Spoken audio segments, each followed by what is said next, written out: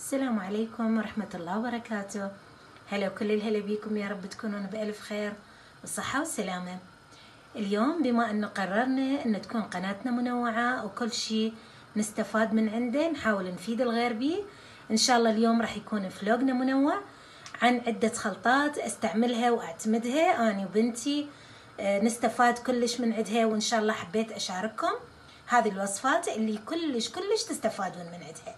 نبدأ وياكم إن شاء الله بأول خلطة اللي هي خلطة التقشير. اللي ما مشترك بقناتنا خليه يشترك، ونبدي بسم الله. خلطاتنا أول وحدة راح نبدي بخلطة التقشير. هذه أول شي نحتاج هذه البيضة، هالبيضة راح نسوي منها خلطتين، خلطة للتقشير وخلطة ثانية هم راح أقول لكم شنو راح نستفاد من عندها كلش هواية. هذه الخلطة بالبداية راح أسوي هذه البيضة، أخذ البياض أفصله عن الصفار بهالشكل هذا، أفصل. أحسن طريقة هذه طبعا إنه نفصل البياض عن الصفار هالشكل، أبقى أحول منه ومنه إلى أن أفصله كليته. هسه انفصل عندي هذا البياض وهذا الصفار. هسه هذا الصفار راح احتاج له قهوة. هذه قهوة، اي نوع قهوة، انا دا استخدم هاي النوعية او اي نوعية قهوة عندكم. انا عندي هاي قهوة تركية، راح اخلي عليها على هذا الصفار هاي قهوة، خاشوقة من القهوة وخاشوقة من النشا بهالشكل هذا. النشا كلش يعني زين الشغلات البشرة بشكل تبييض او شد بشكل كلش حلو. وراح احتاج خاشوقة من اللبن، طبعا اللبن كلش ضروري، يعني اذا ما عندكم اي مكونات استعملوا بس اللبن لبشرتكم، نتيجته كلش حلوة. هذه المكونات. وراح احتاج عصرة نص ليمونة، وهسه نعصر له عصير هذه نص ليمونة.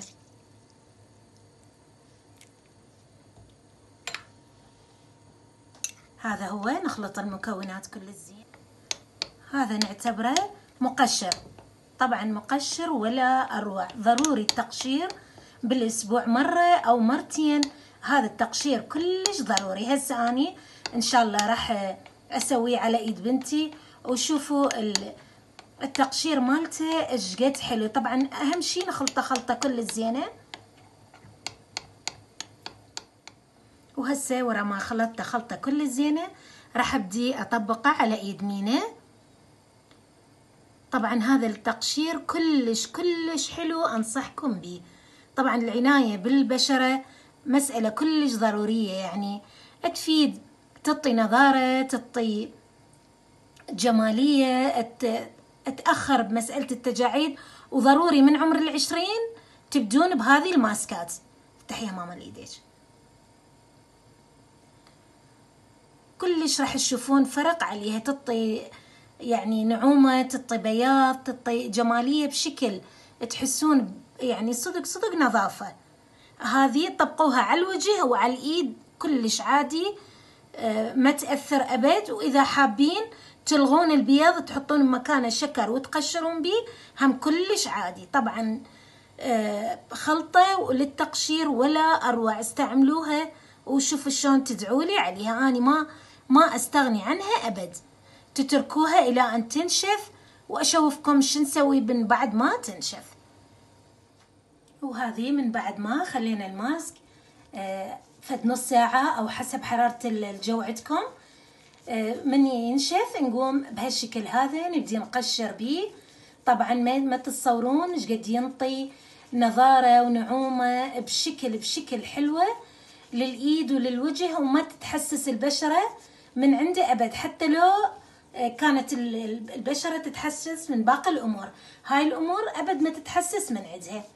نقشر بيه بهالشكل. يعني ضروري إحنا مثل ما نكون فنانات بالطبخ ننطي يوم أو ساعة من وقتنا بالكثير بنهاية الأسبوع نسوي هاي الماسكات اللي ولا أروع. جمعت لكم إياها كلها بهذا الفلوق، إن شاء الله راح هواية تستفادون من عنده. نقشره كليته ونبدي بالماسك الثاني. هسه عيني هاي الخلطة الثانية اللي عندنا البقع، عندنا بياض البيض. ايش راح نسوي؟ هاي الكمية مال بياض البيض راح نخلي لها هذه خاشوقة من النشا ونبدي نخلط بيها بهالشكل هذا، نجانسها كل زين الى ان تصير عندنا خليط ونبدي نشتغل بيه.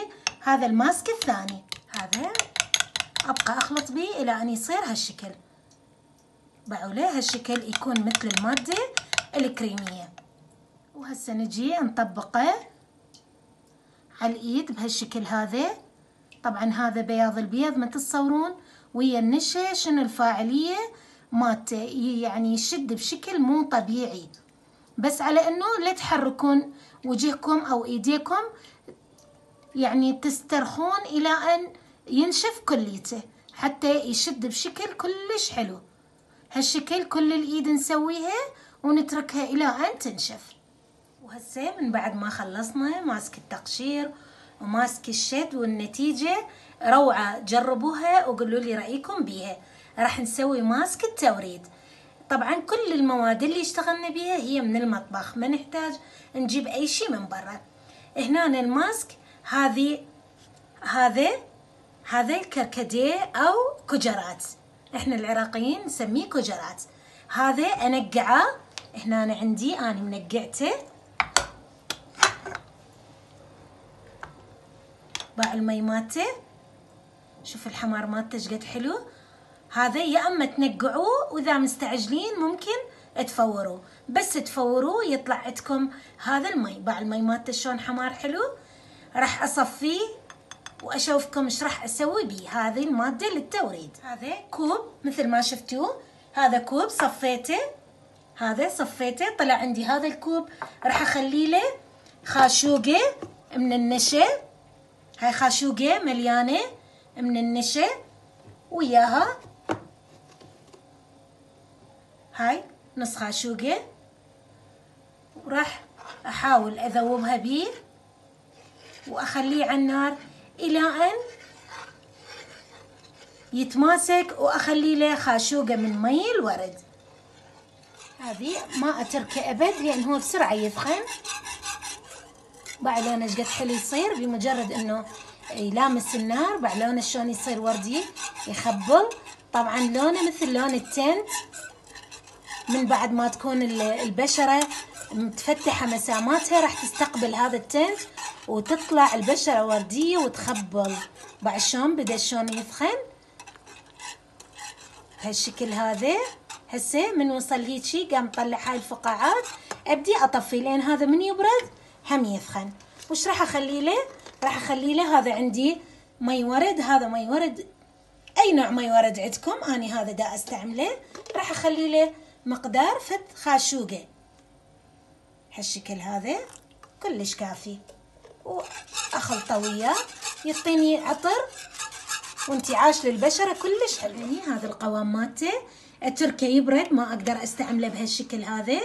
اتركه يبرد واحوله باي علبه عندكم واخليه بالثلاجه. هذا يوميا تستعملوه على البشره، فد شي ولا اروع منها يشد ومنها يورد. هسه عيني هذا صار عندي هذا الجلاس، بعد صار عندي هاي العلبه كلها، وصار عندي هذا اتركه يبرد. ما يصير اخليه على الايد وهو حار، لازم يبرد. شوفوا كل ما يبرد كل ما يثخن اكثر. هسه راح ابدي اخليه على الايد. هذا يعطي توريد ونضاره ما تتصورون. هذه الماسكات يعني اني اعتبرها بديل اذا مو افضل من المراكز اللي يروح لها تقشير كربوني ومجموعه خلطات وباديكير ومانيكير، وبالنهايه تطلعين ولا مستفاده شيء.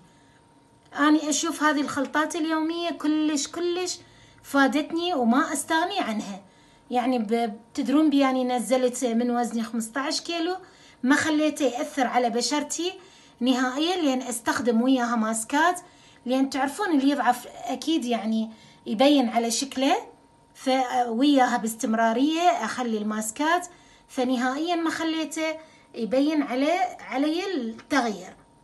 يعني الماسك الأخير عندنا هذا هو العلج المر أو لبان الذكر يسموه.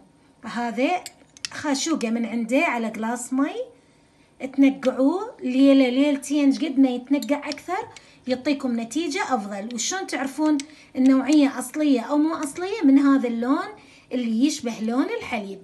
هذا أنا منقعته صار ليلتين، بعد شون طلع عندي. هسه ايش راح أسوي؟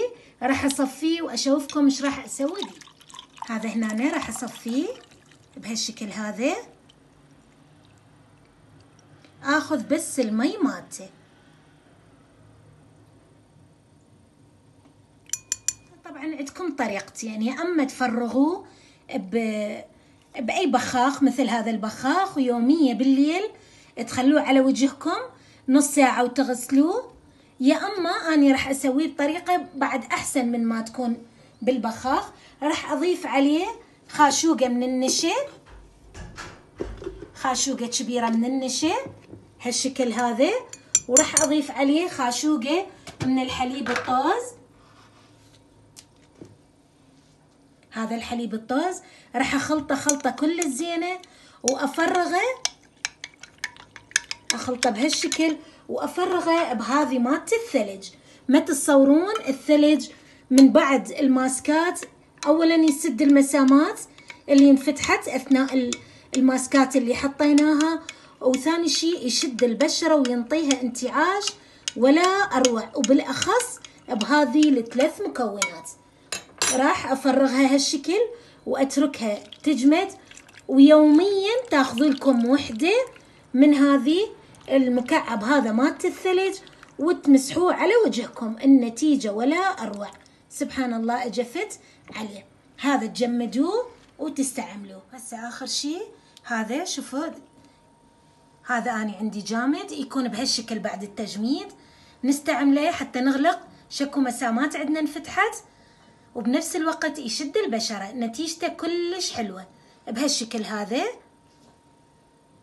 نستعملها. طبعا هذا حتى إذا ما عندكم من هذا الماسك، حتى لو ثلج تمرروه على بشرتكم يوميا. حتى لو الليمون، هذا الليمون بس تمشوا على بشرتكم يوميا. أي شيء، المهم ما نترك بشرتنا من غير ما نهتم بيها.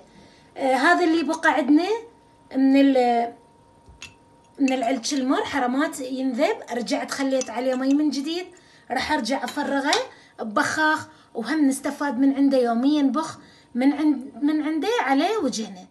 هذه اخر خطوة، نبدي بهاي القطعة مال الثلج، نغلق كل المسام اللي انفتحت اثناء تطبيقاتنا لهاي الماسكات. طبعا راح تعطي نظارة وتعطي تفتيح وتوريد للجسم وللاماكن اللي استخدمنا لها. وهذا البخاخ اللي سويناه نستعمله يوميا بالليل، نخليه على وجهنا سواء نص ساعة ونغسله، أو حتى إذا تخلوه على البشرة ما عليه شيء. إن شاء الله تكونون استفاديتوا من هاي المجموعة مال الماسكات. أتمنى تدعمون القناة بلايك واشتراك ومشاركة المقطع بين الأهل والأصدقاء. دمتم في حفظ الله ورعايته، مع ألف سلامة.